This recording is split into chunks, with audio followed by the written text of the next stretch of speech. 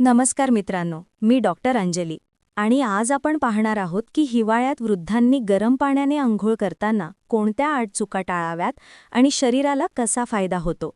हिवाळ्यात चुकीची अंघोळ अनेकांना दुखणे, चक्कर, थकवा किंवा सांधेदुखी निर्माण करू शकते. पण योग्य पद्धतीने अंघोळ केल्यास तुमचं आरोग्य मजबूत राहील, स्नायू आणि सांधे हलके राहतील, त्वचा तजेलदार राहील आणि झोप सुधारेल. चला तर मग पाहूया हिवाळ्यात वृद्धांनी गरम पाण्याने अंघोळ करताना काय काळजी घ्यावी आणि या 8 सुवर्ण नियमांचे पालन कसे करावे. हिवाळ्यात वृद्धांनी गरम पाण्याने अंघोळ करताना काही गोष्टी अगदी काटेकोरपणे पाळल्या नाहीत तर नंतर मोठा त्रास होऊ शकतो. आणि हा त्रास छोटा नसतो, तो हृदय, मेंदू, त्वचा, सांधे आणि संपूर्ण शरीरावर परिणाम करणारा असतो. म्हणून मी तुम्हाला एक एक करून सांगते की हिवाळ्यात अंघोळ करताना वृद्धांनी कोणत्या चुका करू नयेत आणि का त्या धोकादायक आहेत. सर्वात पहिली चूक म्हणजे खूपच गरम पाणी वापरणे. अनेक जणांना वाटतं की पाणी जितकं गरम तितकं बरं, पण वृद्धांची त्वचा पातळ असते आणि नॅचरल ऑइल कमी प्रमाणात तयार होतं. त्यामुळे 42 डिग्रीपेक्षा गरम पाणी त्वचेचं संरक्षण कवच पूर्णपणे काढून टाकतं. त्वचा कोरडी पडते, खाज सुटते, तडे जातात आणि इन्फेक्शनची शक्यता प्रचंड वाढते. मधुमेह असलेल्या वृद्धांमध्ये ही समस्या अजून धोकादायक बनते, कारण त्यांच्या त्वचेची भरपाई क्षमता कमी असते. दुसरी मोठी चूक म्हणजे सकाळी थंड वेळेत किंवा रात्री उशिरा अंघोळ करणे. ह्या 2 वेळेत शरीराचं कोर तापमान खूप कमी असतं आणि गरम पाणी अचानक अंगाला लागलं की रक्तदाब झपाट्याने वर-खाली होतो आणि वृद्धांमध्ये यामुळे चक्कर येणे, डोळ्यांसमोर अंधारी येणे किंवा बाथरूममध्येच बेशुद्ध पडणेही घडू शकतं. तिसरी चूक म्हणजे बाथरूममध्ये वाफ भरू देणे. बऱ्याच जणांना वाटतं की वाफ येणं म्हणजे बाथरूम छान गरम झाले, पण प्रत्यक्षात ही वाफ श्वास घेणे कठीण करते, विशेषतः ज्यांना दमा, हृदयविकार, बीपी किंवा फुफ्फुसाचे आजार असतात त्यांच्यासाठी ती घातक ठरते. वाफेमुळे ऑक्सिजन लेव्हल कमी होऊ शकते आणि श्वास गुदमरल्यासारखं वाटू शकतं. चौथी चूक म्हणजे रिकाम्या पोटी अंघोळ करणे. हिवाळ्यात शरीर स्थिर अवस्थेत असतं आणि अचानक गरम पाणी पडल्याने शरीराची ऊर्जा पटकन कमी होऊ शकते. रिकामं पोट म्हणजे ब्लड शुगर कमी, त्यात गरम पाण्याचा स्ट्रेस, ह्या दोन्हींचा परिणाम म्हणजे कमजोरी, थरथर, डोळ्यांत पांढरं दिसणं किंवा बाथरूममध्ये पडण्याची शक्यता वाढते. पाचवी चूक म्हणजे खूप वेळ अंघोळ करणे. वृद्धांची त्वचा आणि स्नायू उष्णतेला जास्त संवेदनशील असतात. त्यामुळे 10-12 मिनिटांपेक्षा जास्त गरम पाण्यात राहिलं की त्वचेतील नैसर्गिक ओलावा पूर्णपणे हरवतो. त्यातच शरीर थकून जातं आणि नंतर संपूर्ण दिवस जडपणा जाणवतो. 6वी चूक म्हणजे जास्त साबण किंवा बॉडी वॉश वापरणे. जास्त फेस देणारे साबण त्वचेचे नैसर्गिक तेल पटकन काढून टाकतात आणि वृद्धांमध्ये तेल तयार होण्याची क्षमता कमी असल्याने त्वचा कोरडी, खरखरीत, जळजळ करणारी आणि सतत खाज येणारी बनते. काहींना तर साबणामुळे लालसरपणा किंवा त्वचेची जळजळही होते. 7वी चूक म्हणजे अंघोळ करून लगेच थंड हवेत बाहेर पडणे. गरम पाण्याने शरीरातील रक्तवाहिन्या फुगतात आणि लगेच थंड हवा लागली की त्या अचानक आकुंचन पावतात. परिणामी सांधे दुखणे, कंबरदुखी, पायालाच आकडी येणे, गुडघे ताणणे किंवा स्नायूंमध्ये कडकपणा निर्माण होतो. 8वी आणि सर्वात महत्त्वाची चूक म्हणजे बाथरूममध्ये घसरणार नाही अशा सुरक्षिततेची व्यवस्था न ठेवणे. वृद्धांमध्ये संतुलन कमजोर असतं आणि गरम पाण्यामुळे शरीर थोडं सुस्त होतं. अशावेळी अँटी-स्लिप मॅट, ग्रिप रॉड आधार नसेल तर घसरून पडण्याची शक्यता खूपच वाढते आणि अशा पडण्यात हातपाय मोडणे, कंबर दुखापत, कुळ्याची हाडं तुटणे अशा गंभीर समस्या निर्माण होतात. अनेक वेळा वृद्धांना पडून झालेला धक्का हा आजारांपेक्षा जास्त धोकादायक ठरतो. या सर्व चुकांमुळे अंघोळ शरीराला आराम देण्याऐवजी उलट त्रास देणारी ठरते. म्हणून मी स्पष्ट सांगते की हिवाळ्यात वृद्धांनी ह्या 8 नियम काटेकोरपणे पाळलेच पाहिजेत. अन्यथा नंतर होणारा त्रास, डॉक्टरांकडे वारंवार जाणं, औषधं वाढणं आणि शरीराची कमजोरी हे सगळं टाळता येऊ शकतं. पुढच्या भागात मी सांगेन की योग्य पद्धतीने अंघोळ कशी करावी आणि प्रत्येक नियमाचा वैज्ञानिक आधार काय आहे. आता मी तुम्हाला सांगणार आहे की हिवाळ्यात वृद्धांनी गरम पाण्याने अंघोळ करताना नेमकी कोणती पद्धत वापरावी, कोणत्या क्रमाने अंघोळ करावी, कोणतं तापमान योग्य, कोणत्या छोट्या गोष्टी शरीराला मोठा फायदा देतात आणि काय या 8 सुवर्ण नियमांचं पालन केल्यास हिवाळ्यातील अंघोळ औषधांपेक्षा जास्त उपयोगी ठरते. कारण वृद्धांचे शरीर उष्णतेला पटकन प्रतिसाद देतं आणि अचानक तापमान बदल सहन करू शकत नाही. म्हणून प्रत्येक गोष्ट विचारपूर्वक करणं आवश्यक आहे. पहिला सुवर्ण नियम म्हणजे अंघोळ करण्याआधी शरीराला हलकं गरम करणे. तुम्ही अगदी 5 मिनिटे उबदार कपड्यांमध्ये बसलात, हलका चहा, सूप किंवा कोमट पाणी पिलात, तर शरीर अचानक गरम पाण्याचा धक्का सहन करत नाही. यामुळे रक्तदाब स्थिर राहतो आणि चक्कर येत नाही. दुसरा नियम म्हणजे बाथरूमची तयारी अंघोळीआधी करणे. अंघोळ करताना घाई गडबड चूक ठरते. म्हणून अँटी स्लीप मॅट, हाताला धरायला रॉड, गरम कपडे, टॉवेल, मॉइश्चरायझर आणि कपडे अगोदरच तयार ठेवा. वृद्धांची सर्वात मोठी भीती म्हणजे घसरणे आणि एकदा पडल्यावर शरीरावर मोठा परिणाम होतो. त्यामुळे ही तयारी अत्यंत महत्त्वाची आहे. तिसरा नियम म्हणजे पाण्याचा तापमान योग्य निवडणे. पाणी गरम हवं, पण जाज्वल्य गरम अजिबात नको. हातानं तपासल्यावर आरामदायक वाटलं पाहिजे, पण वाफ येईल इतकं गरम नसावं. शरीर जितकं वयस्कर तितकं तापमान 38 ते 40 डिग्रीच्या आसपास ठेवणे सर्वात सुरक्षित. खूप गरम पाणी स्नायू सैल करतं, पण त्याचवेळी त्वचेची ओलावा काढून टाकतं. त्यामुळे मध्यम गरम पाणी हेच सर्वोत्तम. चौथा नियम म्हणजे अंघोळ करताना पाण्याचा प्रवाह धीरे धीरे वाढवणं. वृद्धांनी कधीही थेट डोक्यावर किंवा कमरेवर गरम पाणी ओतू नये.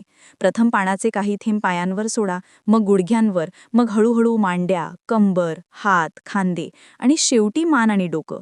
यामुळे शरीर तापमानातील बदलाला जुळवून घेतं आणि अचानक धक्का बसत नाही. पाचवा नियम म्हणजे अत्यंत फेस असलेले साबण न वापरणे. जास्त फेस म्हणजे जास्त रसायने आणि रसायनांचा वृद्ध त्वचेवर वाईट परिणाम होतो. माइल्ड, मॉइश्चर राहील असे साबण वापरा आणि साबणाचा वापर मर्यादित ठेवा. जास्त साबण म्हणजे त्वचा अधिक कोरडी होण्याची शक्यता. सहावा सुवर्ण नियम म्हणजे अंघोळ 10 मिनिटांच्या आत पूर्ण करण्याचा प्रयत्न करा. 10 ते 12 मिनिटे हे सर्वात योग्य वेळ आहे. जास्त वेळ पाण्याखाली उभं राहिल्यास त्वचा घट्ट, जळजळणारी आणि कोरडी होते. शिवाय जास्त वेळ गरम वाफेमुळे श्वासोच्छवासावरही परिणाम होऊ शकतो, विशेषतः हृदयविकार किंवा दमा असलेल्या व्यक्तींमध्ये. सातवा नियम म्हणजे अंघोळ झाल्यानंतर शरीर लगेच कोरडे करणं. शरीर ओलं असेपर्यंत थंड हवा अधिक वेगाने परिणाम करते. गरम पाणी शरीरातील रक्तवाहिन्या विस्तारतं आणि अशावेळी थंड हवा लागली तर त्या अचानक आकुंचन पावतात. हे सांधे आणि हाडांसाठी नुकसानकारक असतं. म्हणून टॉवेलने पटकन शरीर पुसा आणि लगेच गरम कपडे घाला. आठवा सुवर्ण नियम म्हणजे अंघोळ झाल्यानंतर त्वचेला तेल किंवा मॉइश्चरायझर लावणे. हे वृद्धांसाठी अत्यंत आवश्यक आहे. हिवाळ्यात त्वचेत ओलावा कमी असतो आणि गरम पाण्याने हा ओलावा आणखी कमी होतो. नारळाचे तेल, तीळ तेल किंवा माइल्ड मॉइश्चरायझर त्वचेचे संरक्षण करते आणि त्वचा ताजीतवानी ठेवते. मॉइश्चरायझर अंघोळीनंतर 5 मिनिटांतच लावणे सर्वात फायदेशीर ठरते. हे 8 सुवर्ण नियम पाळल्यास हिवाळ्यातील अंघोळ शरीराला अपायकारक न ठरता उलट शरीराची शक्ती वाढवणारी ठरते. कारण योग्य पद्धतीने अंघोळ केल्याने रक्ताभिसरण सुधारते, स्नायू रिलॅक्स होतात, सांध्यांत ऊब येते, हाडांना आराम मिळतो, झोपेची गुणवत्ता वाढते आणि दिवसभर अंग हलकं वाटते. उलट चुकीच्या पद्धतीने अंघोळ केल्यास चक्कर येणे, संतुलन बिघडणे, त्वचा कोरडी होणे, सांधेदुखी वाढणे आणि थकवा जाणवणे अशा समस्या वाढतात. म्हणूनच वृद्धांनी हिवाळ्यातील अंघोळीला औषधासारखी काळजी द्यायला हवी. योग्य पद्धत अंगीकारली तर ही छोटीशी दैनंदिन सवय शरीरासाठी मोठा वरदान ठरते. पुढच्या भागात मी तुम्हाला सांगणार आहे की हिवाळ्यातील गरम पाण्याने अंघोळ केल्याने शरीराला कोणते वैज्ञानिक फायदे होतात, प्रत्यक्षात रक्ताभिसरण कसे सुधारते, स्नायूंवरील ताण कसा कमी होतो आणि अंघोळ आरोग्य सुधारण्यामध्ये किती मोठी भूमिका बजावते. आता मी तुम्हाला सांगणार आहे की हिवाळ्यात वृद्धांनी गरम पाण्याने आंघोळ केली तर शरीरात कोणते वैज्ञानिक बदल होतात. रक्ताभिसरण कसे सुधारते, स्नायू कसे सैल होतात, सांधे कसे मोकळे होतात, झोप कशी सुधारते आणि एक छोटीशी उबदार आंघोळ वृद्धांच्या आरोग्यासाठी मोठा आधार कसा ठरते. सर्वात आधी समजून घ्यायला हवं की वय वाढत जातं तसं शरीराचा नैसर्गिक उष्मांक कमी होत जातो. म्हणजेच शरीर स्वतःला गरम ठेवण्याची क्षमता कमी होते. हिवाळ्यात बाहेरचं तापमान खूप खाली गेलं की वृद्धांचं शरीर हे तापमान पटकन स्वीकारू शकत नाही. त्यामुळे रक्तवाहिन्या आकुंचन पावतात, रक्ताभिसरण मंदावतं, स्नायूंमध्ये कडकपणा येतो आणि सांधे दुखू लागतात. अशावेळी गरम पाण्याची अंघोळ शरीराला आतून ऊब देऊन हे सर्व तात्काळ सुधारते. पहिला वैज्ञानिक फायदा म्हणजे रक्ताभिसरण सुधारतो. गरम पाणी त्वचेवर पडतं तेव्हा त्वचेतील आणि स्नायूंमधील रक्तवाहिन्या विस्तारतात. या विस्तारामुळे रक्तप्रवाह वाढतो, हृदयापर्यंत आणि मेंदूपर्यंत जाणारं रक्त व्यवस्थित फिरू लागतं आणि शरीराला ऑक्सिजन मुबलक प्रमाणात मिळतो. ज्यांना बीपी, मधुमेह किंवा हृदयविकार आहेत त्यांच्यासाठी हा रक्तप्रवाह सुधारण्याचा सर्वात सोपा नैसर्गिक मार्ग आहे. दुसरा फायदा म्हणजे स्नायू रिलॅक्स होतात. वृद्धांच्या स्नायूंमध्ये स्टिफनेस म्हणजे ताण जास्त असतो. दिवसभर चालणे, थंडी, कामे किंवा दीर्घकाळ एकाच अवस्थेत बसल्यामुळे स्नायूंमध्ये ताण साठतो. गरम पाण्याने आंघोळ केल्यावर हा ताण कमी होतो, स्नायूंना आराम मिळतो आणि शरीर हलकं वाटू लागतं. तिसरा मोठा फायदा म्हणजे सांधेदुखी कमी होणे. विशेषतः गुडघेदुखी, कंबरदुखी आणि खांदेदुखी वृद्धांमध्ये फारच कॉमन आहे. कारण काय? थंड हवेत जोडांच्या जागेतील स्निग्ध द्रव म्हणजे सायनोव्हियल फ्लुइड घट्ट होतं. गरम पाणी त्या भागाला ऊब देऊन हा द्रव पुन्हा मऊ करतो, त्यामुळे सांधे मोकळे होतात आणि चालताना लागणारा त्रास कमी होतो. चौथा फायदा म्हणजे त्वचेची गुणवत्ता सुधारणे. वृद्धांची त्वचा पातळ असते आणि नैसर्गिक तेल कमी तयार होतं. गरम पाण्याने आंघोळ केल्याने त्वचेत रक्तप्रवाह वाढतो, ज्यामुळे पेशी नव्याने तयार होतात. आणि जर आंघोळीनंतर मॉइश्चरायझर लावलं तर त्वचा निरोगी, मऊ आणि खाजवणार नसलेली राहते. पाचवा फायदा म्हणजे झोप सुधारते. हे खूप लोकांना माहितीच नसतं.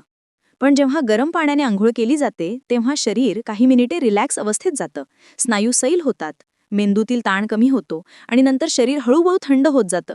ही प्रक्रिया नैसर्गिक झोप निर्माण करणारी असते. म्हणजेच ज्यांना झोप लागत नाही, रात्री वारंवार जाग येते किंवा मनात सतत विचारांचे ताण असतात, त्यांना हळूवार गरम पाण्याने अंघोळ झोप सुधारण्यासाठी औषधापेक्षा जास्त मदत करते.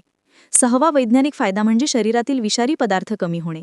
उबदार पाण्यामुळे त्वचेतील रोमछिद्र उघडतात आणि घामाच्या स्वरूपात शरीराला नैसर्गिक डिटॉक्स होतो. वृद्धांमध्ये रक्तशुद्धीकरण कमी वेगाने होतं, त्यामुळे ही प्रक्रिया अत्यंत फायदेशीर असते. सातवा फायदा म्हणजे मन शांत होणे. उबदार अंघोळ ही शरीरासाठीच नाही तर मेंदूसाठी देखील उत्तम रिलॅक्सेशन थेरपी आहे. गरम पाण्याचा स्पर्श, स्नायूंवरील ऊब, रक्ताभिसरणातील सुधारणा या सर्वांमुळे मेंदू सेरोटोनिन आणि डोपॅमाइन सारखे फील गुड हॉर्मोन्स तयार करतो, ज्यामुळे तणाव कमी होतो आणि मन प्रसन्न राहतं. यामुळे अँक्झायटी, डिप्रेशनल थॉट्स आणि चिडचिडेपणा मोठ्या प्रमाणात कमी होतो. आठवा मोठा फायदा म्हणजे रोगप्रतिकार शक्ती वाढण्यास मदत. हिवाळ्यात शरीर थंड होतं, तशी प्रतिकार शक्ती कमी होते.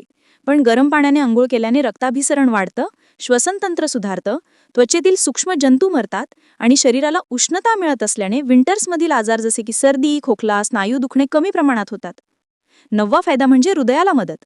गरम पाणी रक्तवाहिन्या विस्तारते आणि हृदयाचे काम कमी करते.